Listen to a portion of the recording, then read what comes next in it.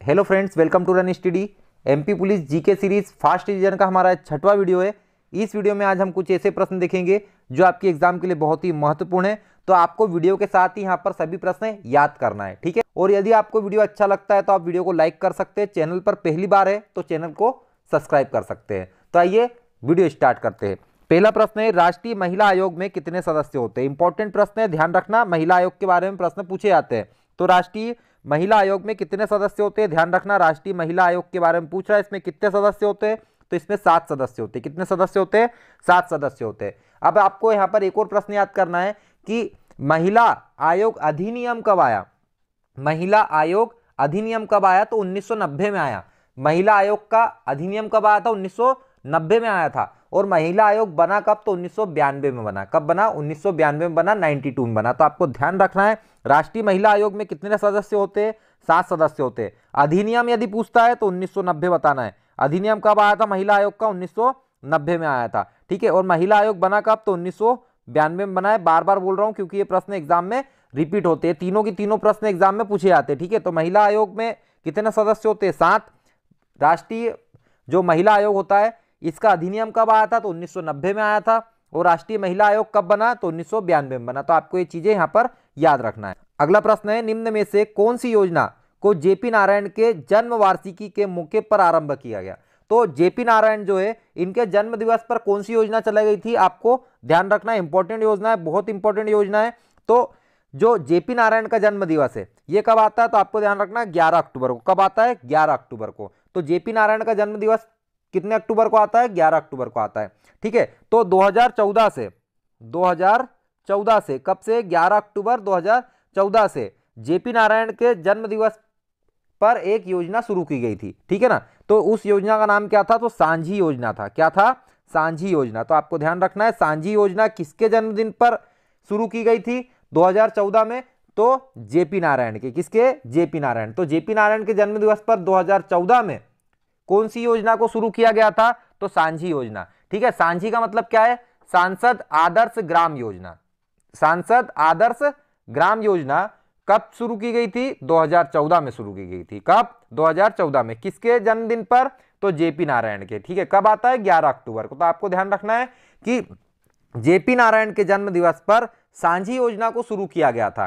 सांसद आदर्श ग्राम योजना 2014 में शुरू की गई थी। और कब? 11 अक्टूबर को। तो आपको यहां से ये याद हुआ होगा। बढ़ते अगले प्रश्न की ओर। राष्ट्रीय स्वास्थ्य नीति कब सूत्रबद्ध की गई? तो आपको ध्यान रखना है, इस प्रकार के प्रश्न पूछे जाते हैं, व्यापम के रिपीट होने वाले प्रश्न है। तो राष्ट्रीय स्वास्थ्य नीति कब आई, कब बनाई गई? तो राष्ट्रीय जो स्वास्थ्य नीति है ये 1983 में बनाई गई। कब बनाई गई? 83 में बनाई गई। आपको ध्यान रखना है। तो राष्ट्रीय स्वास्थ्य नीति कब बनाई गई? 1983 में बनाई गई। आपको ध्यान रखना है, राष्ट्रीय स्वास्थ्य नीति कब बनाई गई? 1983 में। मेरे साथ बोलते हुए चलना है, राष्ट्रीय स्वास्थ्य नीति 1983 में, ठीक है। बढ़ते आगे। किस वर्ष हिंदू उत्तराधिकार अधिनियम लागू किया गया? इंपॉर्टेंट प्रश्न है, ध्यान रखना। कौन सा वर्ष में हिंदू उत्तराधिकार अधिनियम, हिंदू उत्तराधिकार नियम लागू किया गया? तो हिंदू उत्तराधिकार अधिनियम कब लागू किया गया? तो 1956 में लागू किया गया। कब लागू किया गया? 1956 में लागू किया गया। आपको ये चीज ध्यान रखना है। तो हिंदू उत्तराधिकार अधिनियम की यदि बात करें, यदि आपको एग्जाम में पूछा जाता है तो आपको बताना है हिंदू उत्तराधिकार अधिनियम 1956 में लागू किया गया था। बढ़ते अगले प्रश्न की ओर। सर्वप्रथम राष्ट्रीय महिला आयोग किस वर्ष में गठित किया गया था? तो राष्ट्रीय महिला आयोग कब गठित किया गया था? मैंने आपको अभी बताया, तो आपको कमेंट करके बताना है कि राष्ट्रीय महिला आयोग किस वर्ष में गठित किया गया था। बढ़ते अगले प्रश्न की ओर। राष्ट्रीय अनुसूचित जाति आयोग को कब गठित किया गया? इंपॉर्टेंट प्रश्न है, ध्यान रखना, व्यापम पूछता है। तो राष्ट्रीय अनुसूचित जाति आयोग को कब गठित किया गया? तो राष्ट्रीय अनुसूचित जाति आयोग को 2004 में गठित किया गया था। तो ध्यान रखना है कि राष्ट्रीय अनुसूचित जाति आयोग को कब गठित किया गया? 2004 में गठित किया गया था, ठीक है। और आपको इसका संशोधन याद रखना है 89 नंबर का, ठीक है। तो 89 नंबर का 89 नंबर का जो संशोधन है ये किससे संबंधित है? तो राष्ट्रीय अनुसूचित जाति आयोग से संबंधित है। और ये कब गठित किया गया? 2004 में गठित किया गया था। अगला प्रश्न है, चेचक के टीके की खोज किसने की? ध्यान रखना, इंपॉर्टेंट प्रश्न है, कई बार एग्जाम में पूछा जाता है। चेचक के टीके की खोज किसने की थी? तो इनका नाम है एडवर्ड जेनर। क्या नाम है? Edward Jenner. तो चेचक का टीका किसने बनाया था? एडवर्ड जेनर ने बनाया था।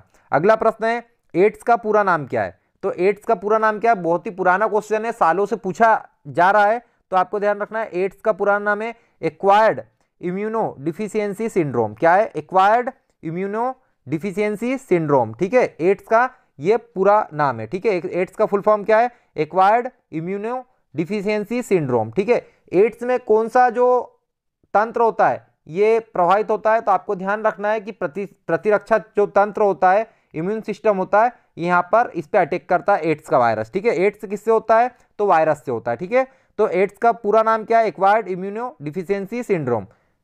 अगला प्रश्न की ओर बढ़ते हैं। भारत के प्रथम ग्रीन रेल कॉरिडोर का आरंभ कौन से राज्य में हुआ था? इंपॉर्टेंट प्रश्न है, ध्यान रखना। भारत का प्रथम ग्रीन रेल कॉरिडोर, भारत का प्रथम ग्रीन रेल कॉरिडोर कहां पर शुरू किया गया था? तो ध्यान रखना तमिलनाडु में। कहां पर? तमिलनाडु में शुरू किया गया था। तो भारत का प्रथम ग्रीन रेल कॉरिडोर कहां पर शुरू किया गया था? तमिलनाडु में। तो आपको ध्यान रखना है भारत के प्रथम ग्रीन रेल कॉरिडोर का शुभारंभ कहां पर किया गया था? तो यह तमिलनाडु में किया गया था। बढ़ते अगले प्रश्न की ओर। किस खेल में खेलेगी तो खिलेगी कार्यक्रम लड़कियों को बढ़ावा देता है? तो लड़कियों को कौन से खेल में खेलेगी तो खिलेगी कार्यक्रम बढ़ावा देता है? आपको बताना है, इंपॉर्टेंट प्रश्न है। तो खेलेगी तो खिलेगी ये लड़कियों को कौन से खेल में बढ़ावा देता है? तो फुटबॉल में बढ़ावा देता है। तो आपको ध्यान रखना है, खेलेगी तो खिलेगी कौन से खेल से संबंधित लड़कियों के लिए? तो फुटबॉल से संबंधित है। अगले प्रश्न की ओर बढ़ते हैं। घुघुआ जीवाश्म राष्ट्रीय उद्यान फॉसिल नेशनल पार्क कहां पर है? इंपॉर्टेंट प्रश्न है, आपको ध्यान रखना है। फॉसिल नाम से भी आता है और घुघुआ नाम से भी आता है। तो घुघुआ नेशनल पार्क कहां पर है? घुघुआ जीवाश्म राष्ट्रीय उद्यान कहां पर है? फॉसिल नेशनल पार्क कहां पर है? तो ये मध्य प्रदेश के डिंडोरी में। कहां पर है? मध्य प्रदेश के डिंडोरी में। और मध्य प्रदेश का सबसे छोटा नेशनल पार्क है, मध्य प्रदेश का सबसे छोटा नेशनल पार्क है, और मध्य प्रदेश का प्रथम जीवाश्म नेशनल पार्क भी। तो आपको ध्यान रखना है, घुघुआ जीवाश्म राष्ट्रीय उद्यान या फॉसिल नेशनल पार्क ये कहां पर है? तो ये डिंडोरी में। कहां पर है? डिंडोरी में। मध्य प्रदेश का सबसे छोटा है, ठीक है, और प्रथम जीवाश्म राष्ट्रीय उद्यान है मध्य प्रदेश का। ठीक है ना। तो इसको बनाया कब गया था? 1968 में। तो आपको ध्यान रखना है, इसका सन भी आपको याद रखना है कि घुघुआ जीवाश्म राष्ट्रीय उद्यान फॉसिल नेशनल पार्क का जो स्थापना है कब की गई थी? 1968 में की गई थी। कहां पर है? डिंडोरी में। तो आपको ये चीज ध्यान रखना है। यहाँ पे जो जीवाश्म मिलते हैं किसके मिलते हैं? तो नीलगिरी के मिलते हैं। किसके मिलते हैं? नीलगिरी के मिलते हैं। बढ़ते अगले प्रश्न की ओर। अगला प्रश्न है, निम्नलिखित में से मध्य प्रदेश का सबसे लंबा रेलवे स्टेशन कौन सा है? बड़ा सिंपल सा प्रश्न है। मध्य प्रदेश का सबसे लंबा रेलवे स्टेशन यदि आपसे पूछे तो आपको बताना है इटारसी। मध्य प्रदेश का सबसे लंबा रेलवे स्टेशन कौन सा है? इटारसी है, जो कि होशंगाबाद जिले में आता है। आपको चीज ध्यान रखना है। बढ़ते आगे। निम्नलिखित में से मध्य प्रदेश की किस नदी को सूर्य भगवान की बेटी कहा जाता है? इंपॉर्टेंट प्रश्न है, ध्यान रखना। सूर्य भगवान की बेटी किसको कहा जाता है? तो ताप्ती नदी को कहा जाता है। किसको कहा जाता है? ताप्ती नदी को कहा जाता है सूर्य भगवान की बेटी। ताप्ती नदी की आपको लंबाई याद रखना है 724 किलोमीटर। ठीक है, 724 किलोमीटर ताप्ती नदी की लंबाई है, ये आपको ध्यान रखना है। कहां से निकलती है? तो मुल्ताई से निकलती है। मुल्ताई कहां आता है? बैतूल में आता है। ठीक है, ताप्ती पे एक महत्वपूर्ण आपको जो परियोजना है ध्यान रखना है, उकाई परियोजना। कौन सी? उकाई परियोजना किसके ऊपर है? ताप्ती नदी पर। तो आपको ये भी चीज ध्यान रखना है। बढ़ते अगले प्रश्न की ओर। भारत के उच्चतम न्यायालय की प्रथम महिला न्यायाधीश कौन थी? तो भारत के उच्चतम न्यायालय की प्रथम महिला न्यायाधीश कौन थी? इंपॉर्टेंट प्रश्न है, विविध का क्वेश्चन है, तो आपको ध्यान रखना है फातिमा बीबी। ठीक है, कौन थी? फातिमा बीबी। तो भारत का जो उच्चतम न्यायालय है, सुप्रीम कोर्ट है, यहां पर प्रथम महिला न्यायाधीश कौन थी? तो फातिमा बीबी थी। आपको ये चीज ध्यान रखना है। अगला प्रश्न है, ज्यामिति के पिता के रूप में जाने जाते हैं। इंपॉर्टेंट प्रश्न है, कई बार व्यापम में रिपीट होता है। तो ज्यामिति के पिता आपको यदि पूछा जाए तो आपको बताना है यूक्लिड। कौन है ज्यामिति के पिता? यूक्लिड है। तो आपको ध्यान रखना है ज्यामिति के पिता के रूप में कौन जाने जाते हैं? तो यूक्लिड। बोल के देखना है तभी याद होगा। ज्यामिति के पिता के रूप में कौन जाने जाते हैं? यूक्लिड जाने जाते हैं। ठीक है, अगला प्रश्न है, जल को बचाने के लिए इनमें से एक रूपांतरण है, पहचानिए। तो जल को बचाने के क्या रूपांतरण है? आप सभी को पता होना चाहिए कि जो नागफनी है अपनी पत्तियां उसको मोटी कर लेता है, उसमें पानी को संरक्षित करके रख लेता है, उड़ने नहीं देता है। तो ये जल को बचाने के लिए एक पत्तियों का रूपांतरण नागफनी में होता है। तो आपको ध्यान रखना है, जल को बचाने के लिए इनमें से एक रूपांतरण है, तो क्या? नागफनी सूल। ठीक है, बढ़ते आगे। कितने पाकिस्तान नामक उपन्यास के लेखक कौन है? तो एक उपन्यास है कितने पाकिस्तान है। ठीक है, एक उपन्यास है, उसका नाम है कितने पाकिस्तान। भारत और पाकिस्तान के बंटवारे के ऊपर लिखा हुआ है, तो कितने पाकिस्तान नामक जो उपन्यास है इसके लेखक कौन है, तो इसके लेखक है कमलेश्वर। ध्यान रखना है, व्यापम ने पूछा है कि कितने पाकिस्तान नामक उपन्यास के लेखक कौन है, तो कमलेश्वर है। ठीक है, अगला प्रश्न है रामकृष्ण मिशन के संस्थापक कौन थे। सिंपल सा है, रामकृष्ण मिशन के संस्थापक कौन थे, तो स्वामी विवेकानंद। कौन थे, स्वामी विवेकानंद थे रामकृष्ण मिशन के संस्थापक। बढ़ते आगे, सत्यन ज्ञान सेकरण, सत्यन ज्ञान सेकरण किस खेल से संबंधित है, तो आपको ध्यान रखना है शतरंज के बारे में अधिकतर प्रश्न पूछे जाते हैं। ठीक है, तो सत्यन ज्ञान सेकरण किससे संबंधित है, तो शतरंज से संबंधित है। किससे संबंधित है, शतरंज से संबंधित है। तो सत्यन ज्ञान सेकरण किससे संबंधित है, शतरंज से संबंधित है। बढ़ते अगले प्रश्न की ओर, निम्न में से किस ग्रह की सबसे कम घूर्णन अवधि है,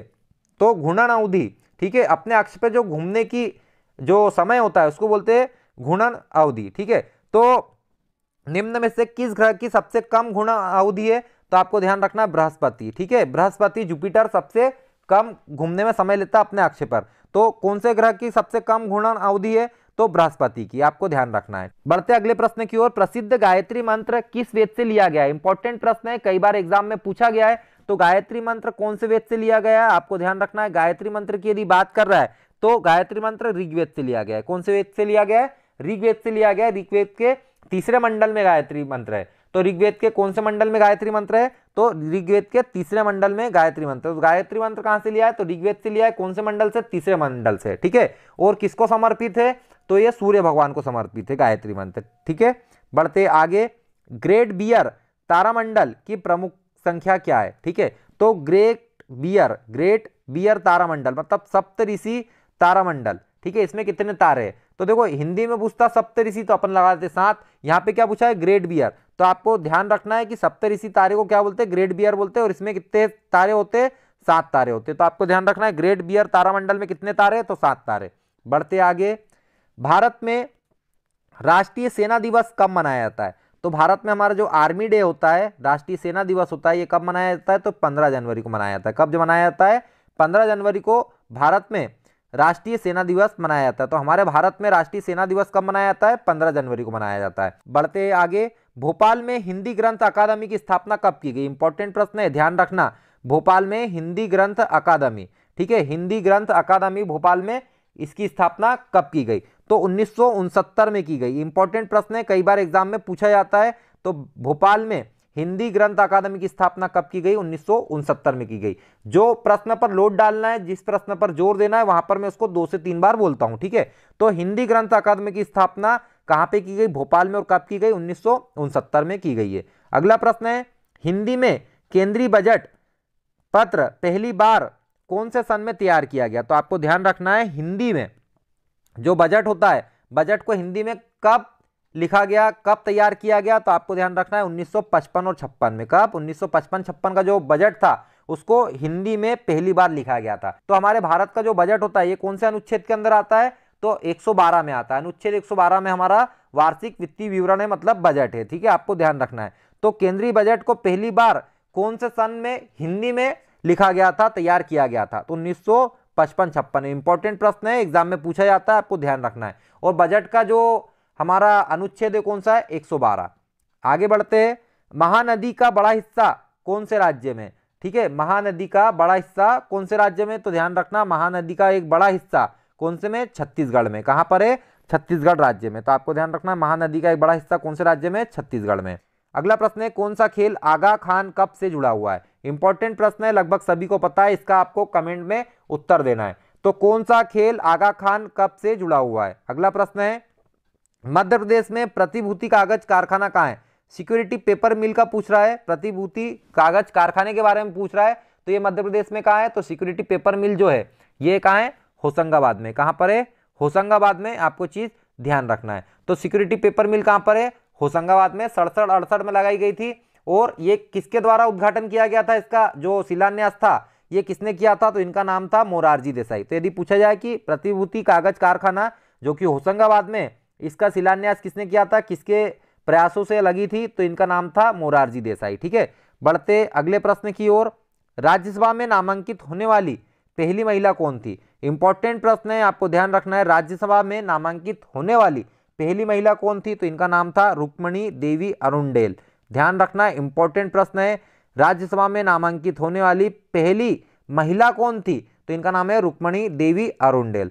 तो आज के वीडियो में इतने ही प्रश्न है। नेक्स्ट वीडियो में आपके लिए कुछ प्रश्न और लेकर के आऊंगा। यदि आपको वीडियो अच्छा लगा तो वीडियो को लाइक कर सकते हैं। चैनल पर पहली बार है तो चैनल को सब्सक्राइब करें।